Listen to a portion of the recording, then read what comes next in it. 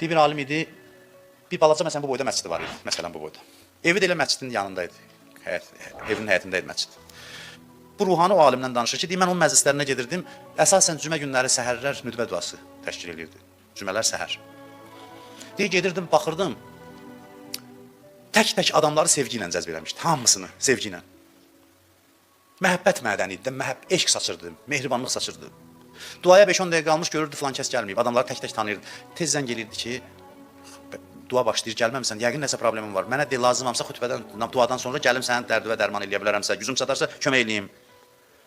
Deyim, məclis başlayandan pərvanə kimi cəmaatın başına dolanırdı. Səhər yeməyi verirdi, o bitənə qədər cəmaatın xidmətində idi.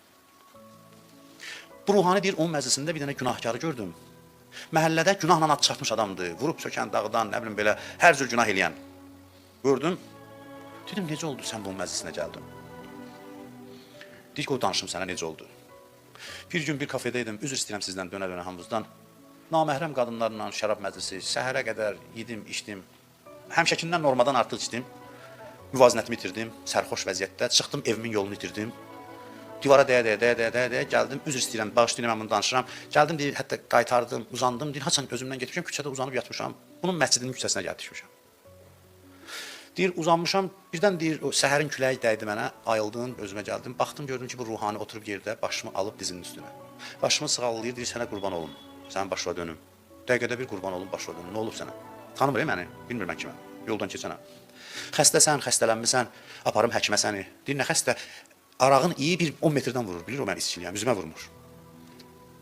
Birdən evə istəyirsənsə, dedim, yox, evə bu vəziyyətdə istəmirəm, aparım səni evə. Bir də yox, istəmirəm. Bəlkə açsan, dedim, hə, biraz yiyərdim. Deyir, gəl, aparım səni evə, məscidin həyətində olan evinə apardı.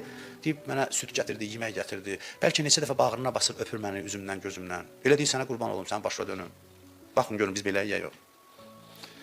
Deyir, and olsun Allaha, yer aralansa xəcalətdən yerə girərəm ki, bu nə adamdır, bu necə adamdır? Ondan sonra dedim ki, deyəsən məclis var məsciddə, dedi, bəli. Dedi, amma sən məclisə yorğunsan, sən demir, tez düşək duaya. Sən get, dincəl, otur. Gələn həftə ürəyin istəsə, kefin istəsə, gələrsən, xidmətində olaram, qulluğunda olaram. Deyir, elə o qalan qaldığımda belə adam yanında qalarlar da. Belə neçə nəfər adam var cəmiyyətdə ki, Allahla cəmaatı barışdırsın. Cəmaat üçün ki, bu belə adamdırsa, bunun Allahı gör necədir. Biz xət çəkməyə tələsirik.